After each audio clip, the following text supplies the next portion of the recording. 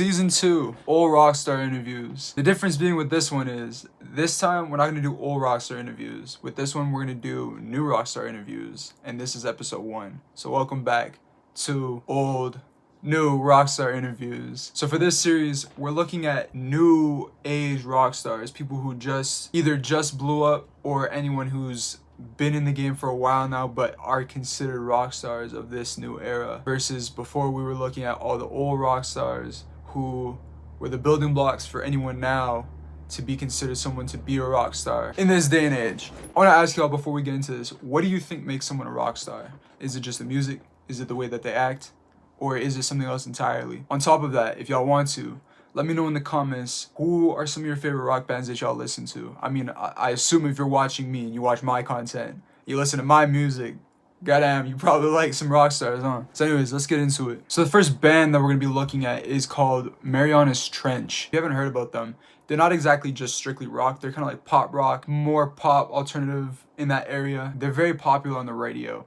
If you haven't heard about them, they are a touring band, and yeah, they make really good music. I like their music a lot. I used to listen to their music heavily. I used to be a kid who grew up on the radio, listening to radio music, and I heard about them all the time. I heard about them through the radio, and I've listened to them all the time when I was growing up. Yeah, I thought today, what better to start off with than someone just a good band just to ease into it.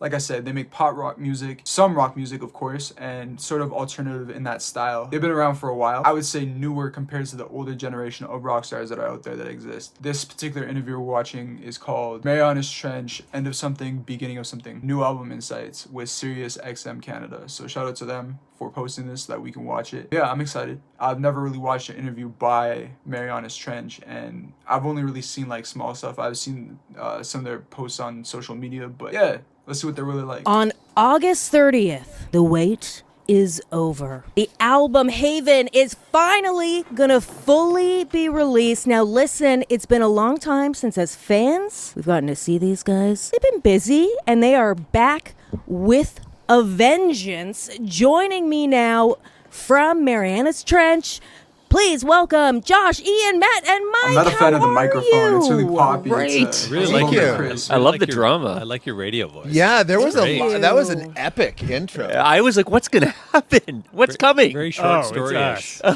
Yeah. Okay, that is the perfect beginning to talk about A Normal Life, the first single from That this is album. a wacky one. That is a wacky one. When I first went to listen to it, I Off to thought an I was interesting prepared. start. I mean, I've listened to music before.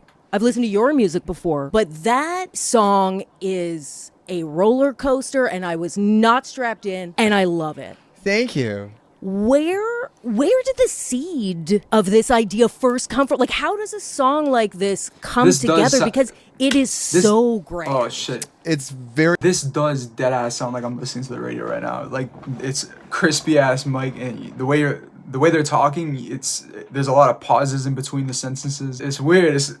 It feels like I'm listening to it on the radio even though I'm watching a show. Very grand. It's a very ambitious big swing.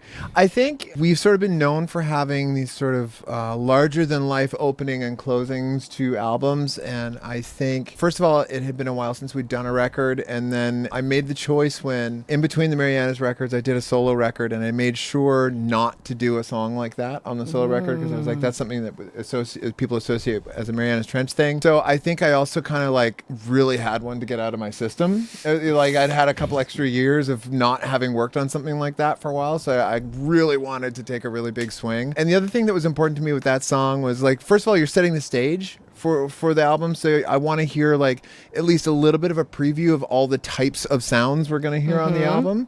So there's like a bit of synths, there's a bit of orchestra, there's a bit of rock guitars, there's a bit of poppy stuff. It's kind of all thrown in there. There's the vocal thing that we do, and there's little pieces of all of that in there. Yeah, like I said, they make not everything, but they make mainly pop rock and alternative rock and that sort of stuff. I also was really conscious of wanting to make, like, anytime there's a sort of protagonist represented on the record, there's like a little motif, a little melody that comes in, just like in a movie. Like, whenever Indiana Jones saves the day, we're definitely going to hear da da da da da da or whatever, right? So I had this little 4-note motif that I knew was going to be showing up throughout the album, so it was very important that like the pretty much the very first thing you hear on the album is a version of that motif. And then as the album continues, you hear sometimes that's the chord progression, sometimes it's the vocal melody, sometimes it's in the strings, sometimes it's in the bass. Like at some point, everybody plays that melody. So I wanted to make sure to really set the stage with that, at least subconsciously plant that melody in people's heads. So hopefully they will start to notice it as the record progresses. Okay, so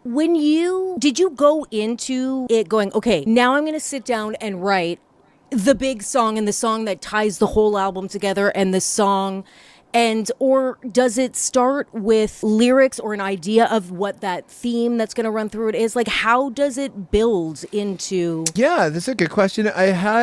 I did have the motif part first. Interesting. I had that. That was actually a little melody that I came up with while I was working on the solo record, and I saved it for the Marianas record because I just thought that it was right for that. So I saved it for that, and then outside of that, You're rocking Normal the Life full leather outfit. I was just more noticed or that. less the first song that we started working on for the album. We had one song kind of half done, but it was the first like major undertaking on the record, I would say. And in past albums, usually the first couple songs go really slow because usually I am out of shape as a songwriter because we've been on the road touring the past album and all that. This time it was like I had just finished another album and I felt very in shape, for lack of a better phrase. So I felt like we could just hit the ground running. But yeah, the very first thing we did was that song, and I didn't know where it was going to go. It was sort of like, okay, I've got an idea for the first minute and let's work on that for. I'm not sure if so the person who's talking right now, his name is Josh Ramsey, if I'm correct about that, but I'm not sure if he's like the kind of the captain, the person who's in charge of the entire band, or if it's like an equal thing. They're all equally a part of it, but it's interesting that he's the one who's just taking over for most of the talk, and then they're in the background there. 6 minutes, and he's been talking for a 4, while, for which like is a week, interesting. and then the following week, hopefully by then I'll know where the second minute is going to go, and we just kind of continued on. For that kind of I song love is the one that would come in pieces because Yeah. it's not like verse, chorus. So. It was super inspiring to hear though, because when the opener was close to being finished, you're like, ooh, it was a very exciting way to kick off the album. It just made you really put gas on the fire. Sort of kind set the to get it. tone. Yes, it Yeah. was great. Yeah, my eyes almost popped out of my head when you look, okay, here's what I've got so far, and I'm like, oh my God, are we running? Like, what's going on? Yes. It feels very, very like you're Yeah, okay, so it's like popcorn talk. They just kind of talk when they feel like it. Yeah, it was kind of like he was just leading the charge for a in second. the there. movie. It's the very beginning. And I have a lot of like nature sounds and binaural beats and crap on my playlist. And so at first it's like this rain sound, and for a minute I thought I hit the wrong thing. And then it just It's a rude awakening if you think you're about to listen to one of those spa relaxation Yeah. things, Yeah. and then my vocal comes. you're about to get jacked up. So don't. But yeah, and then it's like it becomes almost like an overture sound, and it is a whole. I mean, I keep saying it's a whole journey, which I know is your intention. We're the whole album. We're going on a big journey, but it's Very it spiritual. honestly is one of those songs. Like it feels like this could be a big moment in a musical. Like you can almost. It's visual. It's so visual. Yeah. I can see, Yeah, that our protagonist Yeah. struggling through. I'm glad because that's what I was hoping. And the other thing that I felt like, you know how certain movies start with. Let me think of one. Most James Bond movies, for example, start usually the opening scene in a James Bond movie is we're seeing the climax from some story that we don't know, Yes. and then that's not usually all that related to the plot that follows it. We're just seeing him at the end of some sort of adventure, and then the credits roll, right?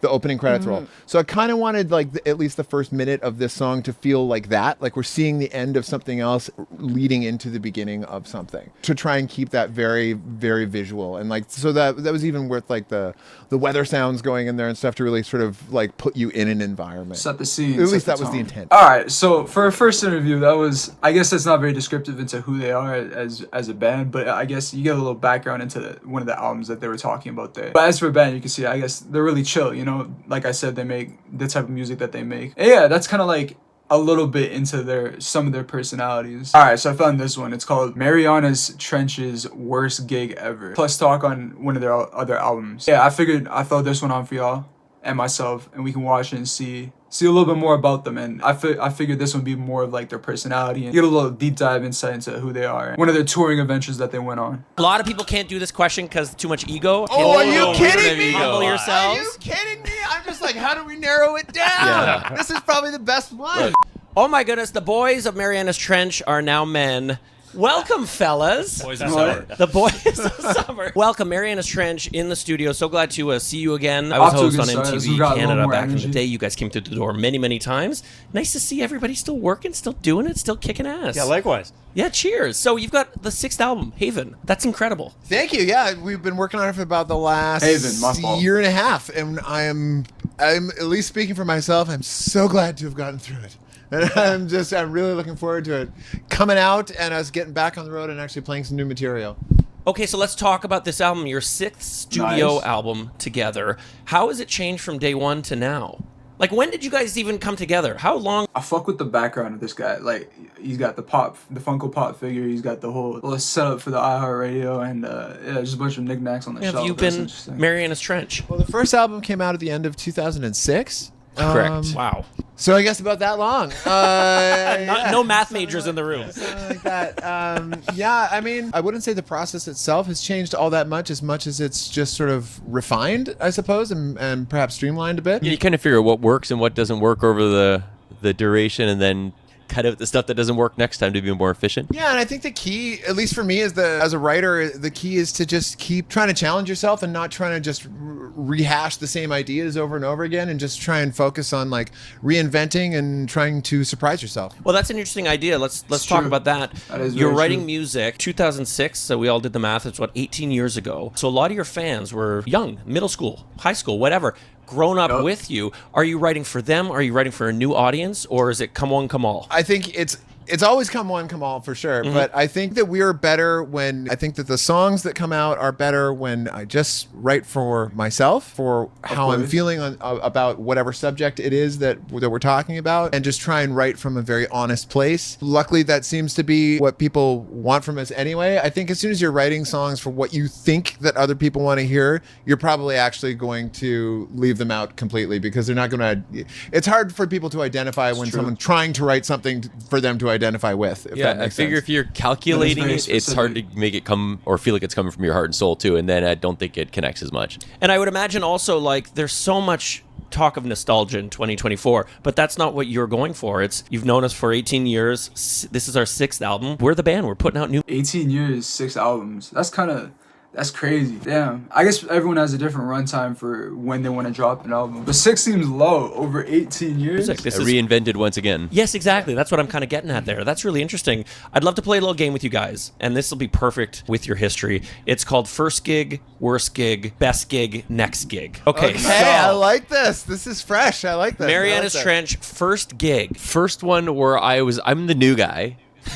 A couple years before that first album came out. First gig with all of us, I probably would have been a place called the Backstage Lounge on Granville Island. I think that was my first one with you guys. It's cool. Actually, I think your first show with us was a showcase for Nice. Virgin Records. Oh my gosh, it was. And I was so my first Really? show was a Yeah. showcase for Oh, yeah. and Yeah. explain what a showcase is, because those are kind of like fraught with nerves. They're not the greatest audiences, so They're explain not. that. So there's a couple different kinds of showcases. The kinds that we did, it's funny that this just came up yesterday. Basically, it's like what you want is someone from a record label to come see your then unknown band in front of a huge crowd of adoring people. That's Right. the dream. What actually happens is you fly to LA, or someone from LA flies to you, and you play an entire set for one person watching you with a clipboard, and it's the driest, weirdest thing. Like and it's America's very Got like, Talent what type do I shit. do between songs? Right. What do I say? Do I banter with this one single guy who's got his arms crossed? Do you pretend like you're performing to hundreds, I or mean, while you're playing the songs, that was our thing. Like, let's just play like there's 1,000 people Yep. here, but you feel like an idiot doing it. Nice. The show that No, Mike that's good. That's a that good way was to do Mike's it. first show was actually in a club, but there was a version thing, and I remember you turning to me after being like, during the middle of the show, I was just thinking, this is the most important show of my entire life, and it's definitely not Yeah. what you should be thinking. The worst about. way to go into anything. Funny thing is that absolutely nothing came out of those showcases for us. We played a handful of them over in the early stages of our career, and we obviously had not figured out how to do them correctly because nobody was interested. So don't take this as a cautionary tale, not as any No, type of definitely. instruction. But that's kind of interesting. Like, Thank you. you know, it's Appreciate those that. It's showcases. good A to lot know. of is like the opportunity meets like what they're looking for at the time. And if that didn't happen to be you at that time, it doesn't make you any less of a band. But I'm sure when you're young, it's like, oh my God, we suck. Well, and it's difficult too because they're not seeing a crowd that is there to see you, so they're guessing Yes. at who wants to listen to your music as well, Right. right? So It's not like nowadays there's where a lot of you blanks can to show, fill in. You can show clips and, your social media. You can look how popular we are, Yeah. back Yeah. in the day. Kids today, they don't understand. I remember sending, I started in stand-up, and I remember sending VHS copies to, the David Nah, definitely, I would agree on that. Like, beforehand, it would be something like that. Like, even if someone came to your show while you were performing for people, it was more like, it seemed like some grading shit. Now, it's like you can have a backing of social media as sort of like your resume or catalog for people to look at visually and understand, oh, okay, so here's where your traction actually is. Lettermans of the world. Yeah. Never hear anything back. It just goes off into the ether. You gotta try. You gotta try. Yeah. Okay, so that's first gig. Worst gig. A lot of people can't do this question because too much ego. I'm hoping you guys can. Oh, are you no, kidding we me? don't have Humble ego. yourselves. Are you kidding me? I'm just like, how do we narrow it down? Yeah. This is probably the best one. Look, my vote is we played a show in Ottawa, and then the very next morning had to drive. I don't have to get too many details here, but around 6 or 7 hours to the next show. This is back in the van days, Yeah. I'm guessing. Yeah. This is after pomegranate This night. is the show. And I remember this is the worst one. And we were exhausted. And I remember walking into the promoter's like, "Hey, we got to talk to you. We got to talk to you in here." So we walk into the back room, and he's like, "I know the contract says you're getting paid $50, but you're only getting paid $25." And I was like, Wow. So "I hang on, don't care. It's not a big deal breaker. We're so poor, it doesn't matter." That was for all of you to enjoy. yeah. Oh, 25 yeah. gross. It- That's not Oh, net. that's That's gross. Oh, Yeah. okay. Yeah, the booking agent made $2.50. Oh my God, Wow. $25. Wow. Oh, either Well, it it was gets 100 way down to worse. 50, Yeah, whatever. it gets way worse than to this. fit. I think Yeah, it was 100 100 down to 50. Yeah.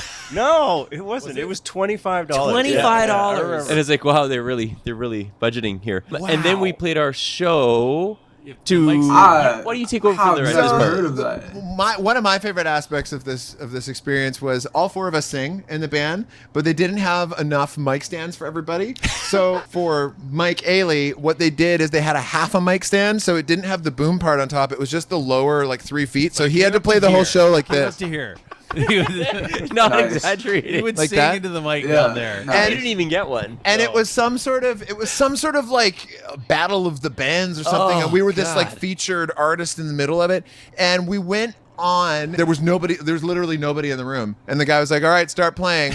And there was some high school kids outside, and so we start playing, and then one kid came inside and yeah, went, man. "Hey guys, when does the show start?" And Mike was like, "This is the show. This is it? It has started. It has begun. This is the Wow. show. It has started." And he's like, "You guys Wow. want me to go get some people That's to come in?" awful. Yeah. This That's one terrible. sweet kid was like, you guys want some?" You guys want some people to come watch you? Okay, That'd be I'll great. go get somebody. Can you get some people? See, everybody my sees the big friends. stuff and the successes, but nobody. And I nobody also sees remember this. there was one single bathroom, and what had happened in there was what I Yikes. could only. I'm gonna make sure that if I have a terrible show, that's just gonna be on camera, recorded.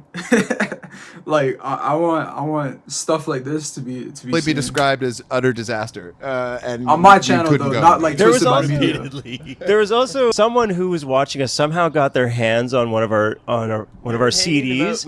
Maybe we were handing them out for free. To the lineup. And then I remember after the show getting back to the band van and seeing someone take the CD and look and just be like, "Fuck."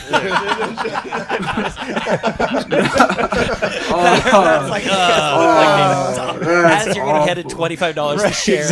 Yeah, and you Wow. slept 1 hour the Wow. night before to get there. Yeah. Okay, that's worst gig. Let's talk That's best gig. fucked. There are a lot of them. I believe that. Yeah, there's been a lot of those. Maybe the first time we played a sold out show in London was good, even though it wasn't huge. That was a landmark for me anyway. Yeah. Something at a show in another country is Yeah. always awesome. The first time you're there. I believe that. Speak on that. Or anytime you're there. What about I think it? for me it's perhaps even just a little more modest. Like the first time playing a show and looking out and realizing you don't personally know everybody in the audience. Right. It's not just friends and family. It's not just friends and family, right? And That's awesome. and that All right, that's that's like a- that's that's a that good one. very first hurdle I wanna that hear you have about to that get show in past. London, though. And Like regular people bought a ticket. people that People I don't don't know know, you. Yeah. and that none of us know are here, and they actually know some of the words to some of the songs. It's a very modest dream, but No, that's- that was a really big one. That I was love that. that was a really big moment where you look out and you're like, wow, some people That's are fun. actually listening to this music that we've made, and not out of obligation. I remember the first time we toured the States properly. We were in a bus and we were playing, I think it was an Ever After, headlining our own tour, playing show after show, and it was like, we were clicking. We were so good because we'd played 100 shows in that album cycle. And I remember every day being like, this might be the best show we've ever played. We were so in sync, and we get there every album cycle, but that was probably the first time we'd done that Speak much for at yourself, that point. buddy. I'm still working on it. But that feeling of playing these really packed clubs after playing arenas here, but the small club shows felt like really like visceral. Well, because you had graduated to arenas, and then it's almost like going to AAA when you're a major leaguer, and we could crush this. Yeah. What a great feeling! It was just flowing really well. That's awesome. I love to hear that. Famously, I'm not great at nailing all the I've lyrics. seen a few clips. Anyway, I will make mistakes. I always say that like, if I happens. make a It mistake in happens. the lyrics, at least people know that we're not lip syncing. That's right. And they know that we're singing for real. And to make mistakes is part of the Exactly. human Even experience. with playback. But I just happen to have a is lot very of human. human experience. very human. But if I make a mistake, I lean right into it, and I'm just in on the joke, and I don't get frustrated. I just laugh. And the annoying thing is for me to learn the lyrics, the only thing I can do is just listen to the album over and over and over again. And if there's one thing I've already heard a lot of, having also engineered, mixed, and produced the album and written it, I've heard it a lot, guys, and it's just not getting in there. And if there's one thing I don't want to listen to while I drive my car around the city right now, it's that record, and it's the only thing I'm that's how that listening goes. to. It's also a super sweet look when you pull up at a stoplight and there's Josh listening to his own song. Oh man, this is awesome. I forgot to tell you guys this. Actually, like a week ago, I was driving my car and I pulled up, and there was a car beside me was blasting one of our songs. Oh, love that. And I pulled up next to them. They looked over and saw that it happened to be me, and I just said, "You have terrible taste in music," and then I just drove off. Nice. Well, the new album, sixth album. So nice to see you fine. guys again. Nice to see you too, man. Yeah, it's called Haven, Marianas Trench. Before we go, The I know song you guys are sucks. moving to your next gig. My colleague Deepa, she's a massive fan. She grew up with you guys. She's in a meeting down the hall. Can we just go say hi to her? Of course. Of course. So Deepa and Leah are massive fans. Okay. They grew up with you. They're so thrilled you're here. Promo department, say hi to Marianas Trench. Marianas Trench. Deepa Prashad and Leah, it's Marianas Trench. Yo. Say, get Freaked out. Get up! You may approach. Yo. Oh wow. I like that. I like the little respect bit. How's it going? Thank you. I'm so sorry. Everyone punches bad. How was Wow. it here? Awesome. You guys are so Wow. lucky that you got Darren to talk to you. He's hot stuff now. He is. Well, we had a great time. That's what I thought when I saw him. We love you guys. Oh, that's Leah. Leah's also a fan. Don't be shy, Leah. Come say hi You to got the it. boys. This is a once in a lifetime. You know what I love? Your hairstyles, the outfits, everything was looking so good. We were seeing you guys from outside. And, yeah, Thank you. Stand out, you especially. Just wanted to introduce y'all. They got to go to their next gig. Fellas, nice to see you again. Yeah, nice to meet you. Man. Thanks so My much. That man, was always a so pleasure. relaxed. Thank you so much. Wow. All right, there y'all go. That's Marianas Trench. I hope y'all enjoy watching the 2 interviews that we watched. Thank you for watching, and yeah, I'll catch y'all with the next one. Are you looking for new music? Tired of the same old songs playing on repeat? My name is Call 5. I've now got a new shop. I'm now selling physical CDs and vinyls. Some of your favorite hits, Pillow Talk, Status, Smoke and Mirrors, and more to name. If you're looking to support an independent artist, or you're someone who enjoys watching my videos and you want to support me in a different way, please, by all means, go check out the store on my official website. I do sell clothes as well. I have a store on Depop where I'm selling my old clothes, customized works of clothes, reselling clothes from different stores. Check out my stores now on my official website.